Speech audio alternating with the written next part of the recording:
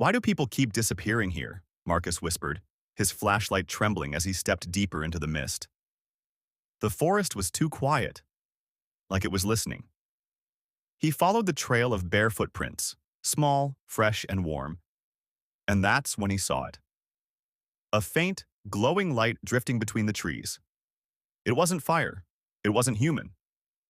The hum started low, vibrating through his ribs. Faces began to form inside the glow, screaming silently, trapped in the air itself. Marcus tried to run, but the forest bent around him, branches shifting, roots dragging at his feet. And then, he saw them. The missing tourists. Standing still, eyes open, smiling in the fog. He lifted his camera one last time, just before the light reached him. And then, silence.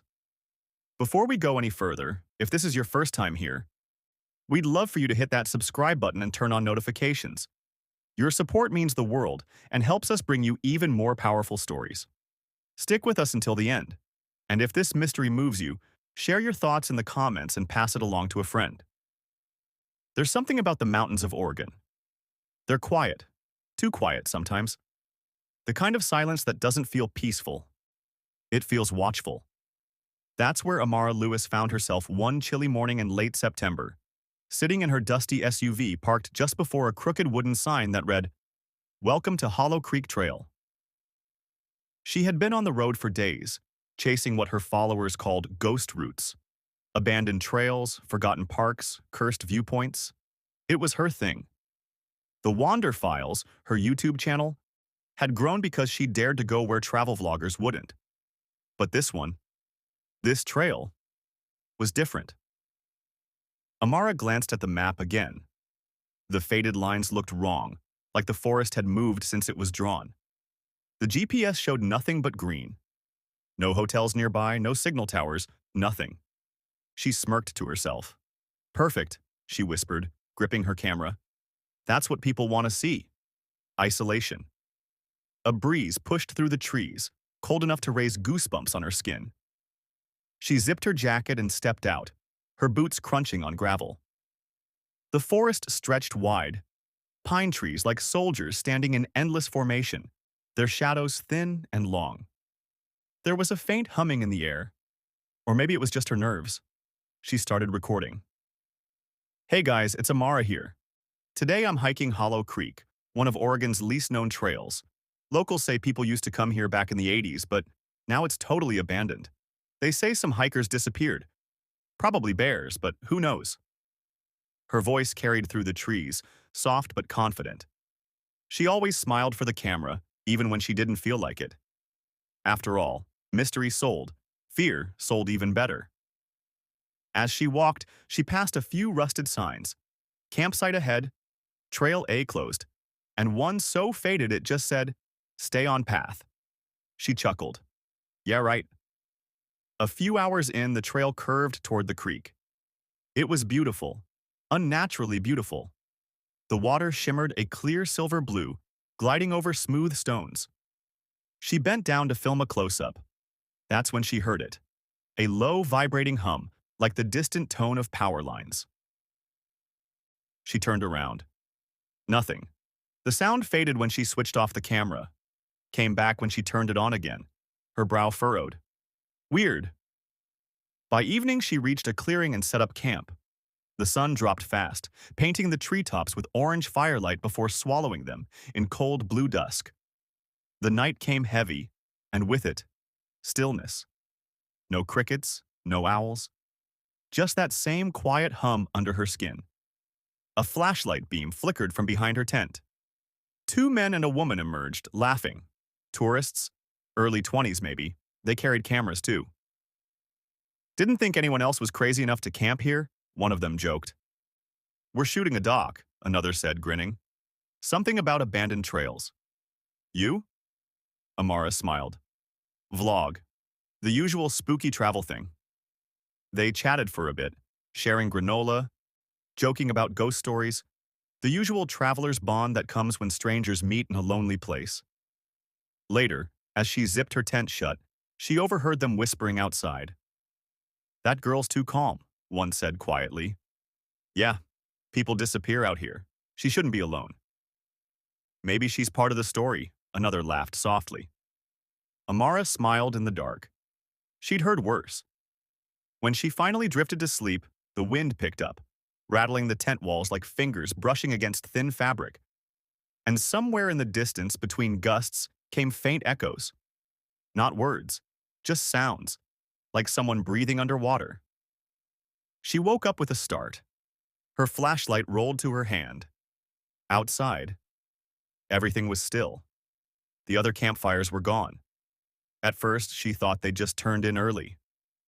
But when she peeked out at dawn, only one tent remained. The others vanished. Not collapsed, not packed, just gone. She stepped closer, whispering, "Hello? Guys?" Only silence answered. She noticed the footprints, a cluster of them leading down toward the creek. Then halfway there, they just stopped. Cleanly, like they'd stepped off the world. Her pulse spiked. No, no way. She ran back to her pack, pulled out her camera. Maybe she'd filmed something without realizing. But when she pressed play, the footage glitched, warped frames, static bursts, then froze. The last clear image before it cut out was movement behind them. Something tall, thin, and slightly bent, watching. She dropped the camera.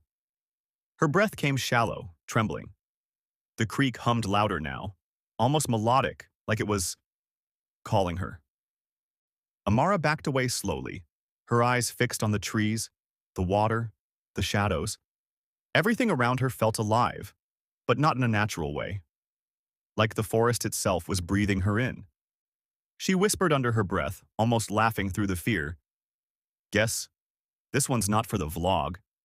She turned the camera off, and in that instant, the humming stopped. Amara should have left at first light. That was the reasonable thing. But curiosity is a heavier weight than fear when you make a living out of answers, even the wrong ones. She told herself she'd do a quick sweep, film the scene, and get out. 3 missing people. That's a story, right? A headline, maybe a spike in views. But more than that, there's a pull. A need to know that feels personal, like a bruise you keep poking. The morning air felt thinner, as if the forest had been vacuumed. Even the birds were silent.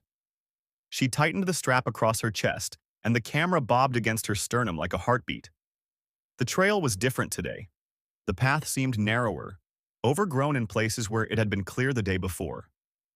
Branches reached out in slow, deliberate arcs, as if rearranging themselves behind her. She followed the footprints again, scanning for a pattern. At first they looked normal. Sneakers, a scuff, a drag mark. Then they stopped. Mid-stride, nothing beyond. No crushed leaves, no scuffed bark, just an absence, like the world had swallowed the step. Her phone buzzed. 1 bar. A text from a stranger. "You're not the first to film here." No name, no context. The message evaporated when she opened it. The screen went blank, like someone had wiped it. She blinked, rubbed her eyes. What's up with this place? Down by the creek, something was out of place. A small plastic water bottle, the kind tourists leave behind, perched on a flat rock. Sunlight caught it and made it look half luminous. She reached for it and found, beneath, a scrap of film. An old VHS strip, warped and sticky. Her fingertips recoiled at the cold tackiness. Someone had left it like a breadcrumb. She threaded it into her hands and her stomach dropped. There were scribbles on the plastic case, pen lines overlapping. "Do not watch. They like faces." The scrawl shook, the ink smeared with time. Nearby, a pile of stones had been stacked. 3 small cairns, 1 for each missing person, and a 4th, unsteady, that looked like it had been built hurriedly and abandoned. She played the camera footage from the night before. Again, hoping stupidly that this time it would tell her something kinder. The screen spat static, then for one breath a frame locked. The 3 tourists, laughing, the creek behind them. The laughter cut short by a long, slow pan. And then, a reflection that didn't match. A shape in the water where ripples should be, but it held a face. for only the smallest sliver of time. Not theirs, not human. If you blinked, you missed it. A rustle from the trees, a voice, not entirely male, not entirely female, whispered, "You shouldn't be filming." It came from a man she hadn't noticed, standing where the trees opened to a narrow jeep track. He was older than she'd expected, weathered, with a ranger-like hat. Two other locals stood with him, arms folded. They exchanged looks, that small-town sideways glance that said, "Here we go again." One of them, a woman with a cigarette hanging at her lip, muttered, loud enough for Amara to hear, "Seen you boys on YouTube. All of you think you're brave." The man beside her scoffed. "She's a vlogger, makes a living off of stupid." Their voices blended with the creek's murmur, commentary that felt cruel and familiar, the way strangers condense a person into a headline. Amara felt the sting. "I'm not here to exploit," she said softly. The cigarette woman's eyes flicked over her like a judge. "Exploit? Honey, you're already in. You can't pretend you're not part of the story now." The ranger turned away, then added, under his breath, "Trail's been folding in. We keep finding people's things, but not the people." He tapped his hat, a nervous tick. "Best you head back to your car." She should have. Part of her wanted to throw the camera into the creek and run. Instead, an idea took root. Document the locals. Capture their skepticism, their fear. Unmask the hush. If Hollow Creek wanted to be seen, she'd give it to the world. By noon, the sky grew heavy, a flat gray that made the water look like ink. The trail looped, and the world started repeating itself. A dead oak, a jagged rock, a mossy stump, and then again, the same oak, the same rock, the same stump. Though only minutes had passed. Amara's watch read 12:48. Her compass needle trembled as if in a seizure, then swung wildly, pointing nowhere in particular. She took a deep breath, the air tasting faintly metallic, like coins left in a pocket too long. She tried shouting a name, any name, as if names could anchor reality. "Sam! Juno! Mark?" Nothing answered but the wind, and even that felt distant. Her footsteps echoed when they should have been swallowed. That afternoon, she came upon an old ranger station, half collapsed, windows like blind eyes. Inside, she found a ledger. Names, dates, notes, and cramped handwriting. Some recent, some decades old. Each entry ended with the same clipped line. Returned alone, altered. Under one entry, a single word was underlined. Frantic. Reflections. She pressed her thumb to the page and felt the paper vibrate, very slightly, like a purr beneath her skin. Outside the station, two teenagers from a nearby town, who'd driven up to smoke and swap rumors, were sitting on the hood of an old pickup, whispering. "Heard she went in with a camera," one said. "Bet she's going to be the next found footage story." The other snorted. "Please, she's got charm. She'll monetize it." Their chatter stung. It reduced dread to clickbait, human pain to a potential subscriber count. Amara's hands shook. She told herself the camera was doing what cameras always do, capturing exaggerations, bending light in odd ways. That anything can be explained eventually. That science has answers for most fears. Maybe, maybe not. As dusk settled, the trail unspooled into something else entirely. The trees angled in, forming a tunnel of limbs that led to a clearing she was sure she had not passed before. In the center stood a mirror, tall and ornate, as if someone had carried a piece of a fancy hotel into the wilderness and planted it in the dirt. Its frame was carved with faces, small, disturbingly familiar profiles that felt like memories with their edges worn down. Her reflection looked tired, her eyes rimmed red. The mirror didn't reflect the sky. It seemed deeper, layered, and for a moment she thought she saw movement behind her own face, like hands pressing from the other side of glass. She lifted the camera again, compelled, like a moth. The lens focused, the autofocus whirring small and mechanical. But just before she hit record, a whisper, close, dry, breathed in her ear. "Don't let it film you." She didn't know if it was a man, a wind, or the forest itself. Her hand froze midair, and she felt the world shift, very slightly, as if someone had tilted a stage. She walked away, slow. But the path behind her had changed.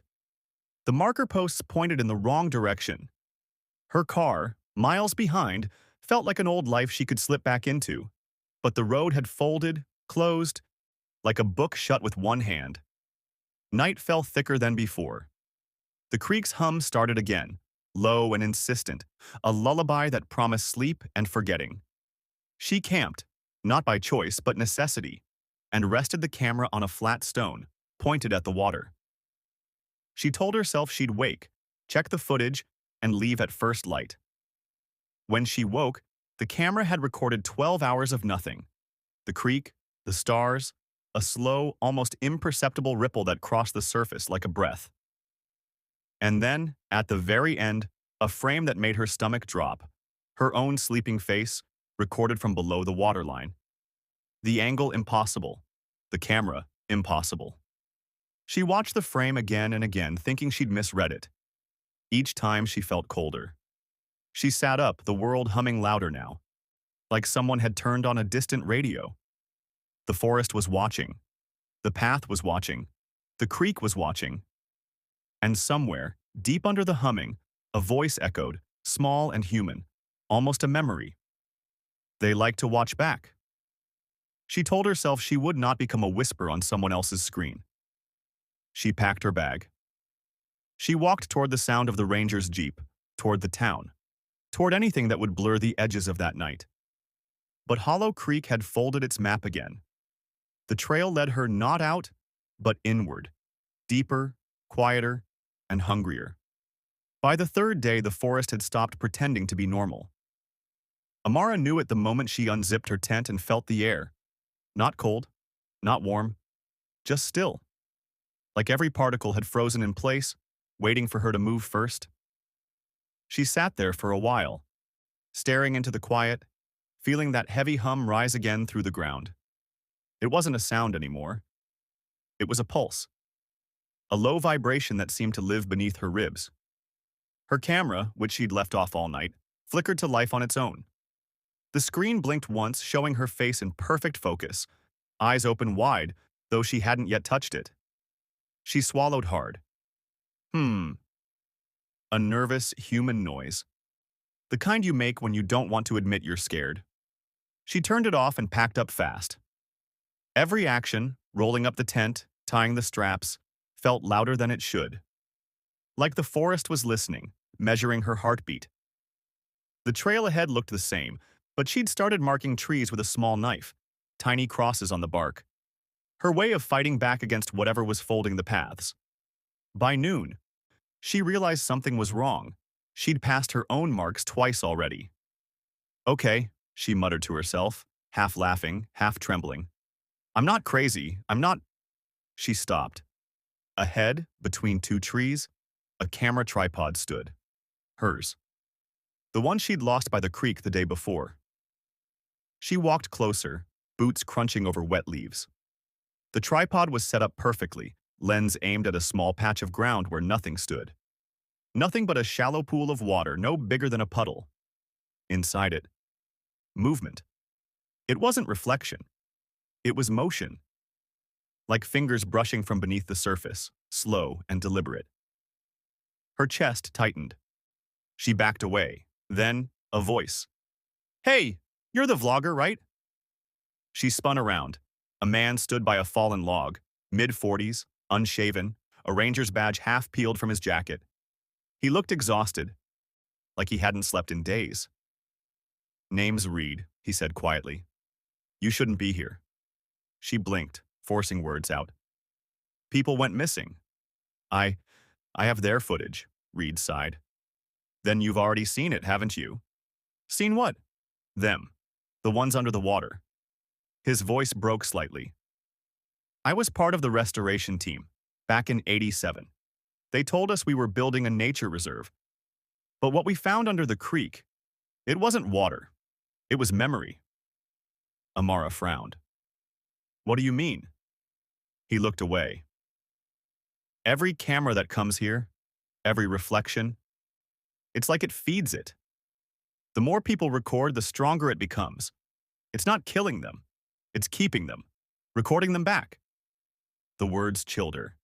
She wanted to dismiss him, call him delusional, broken, haunted, but something in his voice carried truth. "What happened to your team?" she asked softly. Reed's hands trembled. "6 of us went in. Only 2 came out. But we were never the same." He reached into his pocket and pulled out a photo. Old, faded, 6 people by a creek, smiling. Their reflections in the water didn't match their faces. She stepped back. "Why didn't anyone report it?" "They did," he whispered. "That's why it's closed now. That's why no one maps it. But it doesn't matter. The forest always finds someone curious enough to look again." He stared past her shoulder, eyes widening slightly. "It's watching you already." She turned, heart slamming. Behind her, the puddle had grown, wide, smooth, like glass. Her reflection stared back, except it didn't blink. Reed shouted, "Don't move," and stomped forward, throwing a rock into the water. The reflection shattered, ripples spreading outward, but her camera blinked alive again, recording everything. Then the sound hit. That low humming, now deafening. The trees vibrated. The leaves trembled in a breeze that didn't exist. "Turn it off," Reed yelled. She did, and instantly, silence. They both stood still, breathing hard. Finally, Reed said, almost to himself, "It's not the forest, it's what's underneath. Something from before this place was mapped. Something that uses us to see itself." Amara swallowed, voice thin. "So what? It's alive?" He shook his head slowly. "Not alive, not dead either, just awake." They walked toward the old ranger station together. Amara kept her camera off, but she could still hear faint mechanical clicks, as if the shutter was flicking somewhere behind her back. Inside the station, Reed showed her more. Shelves lined with rusted gear, VHS tapes labeled Incident 12B, Trail Echo, Water Test. He picked one, pushed it into an old player hooked to a generator.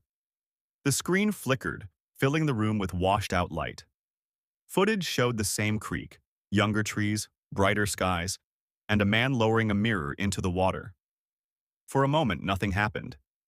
Then his reflection reached up, grabbed him, and both vanished into the glassy surface. Reed stopped the tape, his hand trembling. "We burned the rest," he said. "But burning doesn't work. It just relocates." She couldn't breathe. The hum vibrated faintly again, through the floorboards, through her bones. "Reed," she said quietly, "why haven't you left?" He smiled faintly, a sad, distant smile. "Someone has to keep people out. Someone has to keep it fed, slow." Then, before she could respond, he handed her a folded map, edges worn, half burnt. "Follow this," he said. "Leads to an exit point, the old service tunnel. Don't film, don't look into the creek, don't let it see your reflection again." He paused. "And if you hear it call your name, run." She nodded, gripping the map tight. He stepped back toward the window, staring out. But there was no window, only a flat, mirror-smooth surface of glass where the wall should have been. Her reflection was gone. Reed's wasn't. He turned to her, eyes hollow. "It's too late, isn't it?" The hum deepened. The glass rippled. And as Amara stumbled backward, his body began to fade. Not vanish, but blur, dissolving into a shifting smear of light that sank into the reflection where his face had been. The camera. Off. She swore it was off. Clicked once more, its red light glowing faintly. Amara whispered to herself, "I'm not letting it take me too." She stuffed the map into her jacket and bolted into the woods, leaves whipping against her face, heart pounding in rhythm with that low, endless hum. Behind her, the ranger station stood silent, its windows gleaming like open eyes. And in one of them, her reflection stood perfectly still, watching her leave. The night didn't feel like night anymore. It felt alive. Marcus moved slower now, every step sinking into damp soil that clung to his boots. His flashlight beam trembled, not because of the cold, but because something deep inside him was starting to believe the stories weren't stories at all. The forest had changed. The trees seemed to lean closer, their bark pulsing faintly, as if they were breathing in unison. Every sound, the chirp of insects, the rustle of leaves, echoed a fraction too long, looping back like whispers repeating themselves. Behind him, a twig snapped. He froze. No voice, no animal, just that cold, crawling silence pressing against his spine. He thought about turning back, about running to the cabin. But something told him he wasn't alone anymore. The kind of not alone that didn't mean safety. The kind that meant being watched. He walked deeper, following the faint trail of what looked like footprints. Bare ones, half swallowed by mud. They were too small to belong to the hikers he'd seen in the photos. Too small, and too many. It felt wrong, unnatural, like the ground was rewriting itself after every step. Marcus knelt, brushing his hand over one of the prints. It was warm. That's when the low hum began again, the same one he'd heard the night before just outside the cabin. This time it was louder, closer, vibrating through his ribs like a slow heartbeat. He looked up and saw light. Not moonlight. No, this was something else. A pale, shifting glow between the trees, moving slowly, as if searching. He raised his camera, zooming in, his breath fogging the lens. The glow took shape, a floating sphere of mist, rippling with faint silhouettes trapped inside it. Faces. They looked like they were screaming. He stumbled back, nearly falling into the mud. The hum deepened. The light pulsed, and for a second, he felt a pull, a drag in his chest, like something was trying to reach inside him. Marcus dropped the camera and bolted. Branches tore at his jacket, roots caught his feet. But he didn't stop. He didn't even know which direction he was running. Only that something was following him. He could feel it behind him. Not footsteps, not breathing, just pressure. Like the air was bending around whatever it was. He burst out of the forest into a clearing, gasping, his chest on fire. The mist stopped at the tree line, hovering, watching. And then, it disappeared. Just like that. He collapsed to his knees, shivering. The ground beneath him was soft. Too soft. And when he looked down, he realized he was kneeling on the remnants of a tent. Faded, torn, half buried in the earth. Inside it, a camera, cracked open but still holding its SD card. He took it. His hands shook as he turned it on, the screen flickering weakly to life. There was only one video file. Timestamp. Exactly 1 year before today. He pressed play. The screen showed a woman, dirty, panicked, whispering into the lens. "Whoever finds this, don't look at the lights. They remember you." And then the video cut out. Marcus sat there for a long moment, the forest whispering behind him, the mist beginning to stir again at the edge of the clearing. He stood up slowly, and for the first time he didn't feel like an explorer. He felt like the next entry in the pattern. He turned toward the cabin and started walking. Each step echoed longer than the last. And somewhere far behind him, that soft hum began again. The cabin looked different when Marcus returned. It wasn't just the light, it was the feeling. Like the forest had shifted while he was gone, rearranging itself. The front door creaked open before he touched it. Inside, the air was thick with dampness and smoke. His camera lay on the table, still recording, still pointed toward the window. Except now, the window was open, and someone, or something, had left muddy footprints on the floor, leading into the back room. He froze. His breath hitched. The same hum, faint, almost gentle now, vibrated through the walls. He turned on the lantern. The back room was empty, except for a circle of old photographs scattered across the wooden floor, all showing missing tourists, families, couples, hikers, their faces smiling, their eyes unaware. But one of the photos stopped him cold. It was him. Marcus, standing at the forest's edge, camera in hand, taken from behind as if someone had been following him since he arrived. He staggered back, heart pounding. "No, no, that's impossible," he whispered. But his voice felt swallowed, as if the air didn't want to carry sound anymore. The lantern flickered. The temperature dropped. That faint hum deepened again, vibrating through the wood, making the walls tremble. He grabbed his gear, trying to leave, but when he opened the door, the forest wasn't there anymore. Just fog. Endless, glowing fog that pulsed with light. The ground seemed to move under him, rippling, rearranging itself like liquid shadow. And in that haze, he saw them. Dozens of them. Tourists, hikers, families. The missing, standing still among the trees. Eyes open, faces pale, motionless. They weren't alive. They weren't dead either. Their bodies flickered faintly, like echoes trapped in light. Marcus whispered, "Oh my God," and stepped closer. The figures turned their heads, all at once, toward him. And they smiled.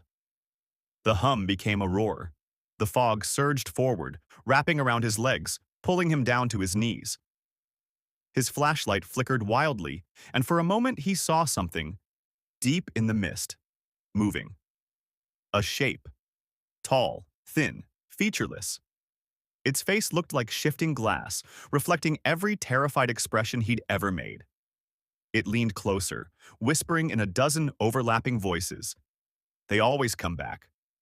Marcus tried to run, but his legs wouldn't move. The mist clawed at his skin, burning cold, pulling him toward the light. He dropped his camera. It clattered to the ground, still recording, as the glow swallowed him whole. His last breath echoed in the mic. Then, silence. Hours later, dawn crept through the trees. The forest was calm again. A local search team arrived, following reports of strange lights from nearby campers. They found the cabin door wide open, the floor covered in mud and ash. On the table, Marcus's camera, still rolling. The footage showed only static for a few seconds, then flickered into focus.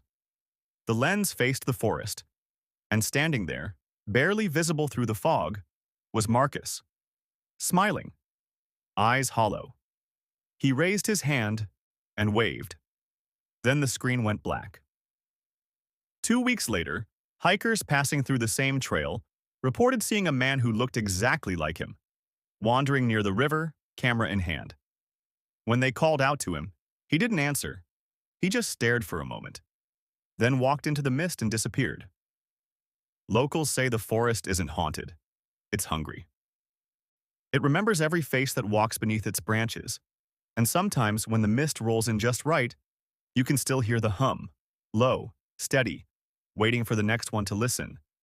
So what do you think really happened to Marcus that night? Was he taken by something that lives in that forest? Or did he become part of it? If you ever see a light moving between the trees, don't follow it. Just turn back. And don't look twice, because some places don't want to be explored. They want to remember you. Follow for more chilling mysteries before the next one finds you.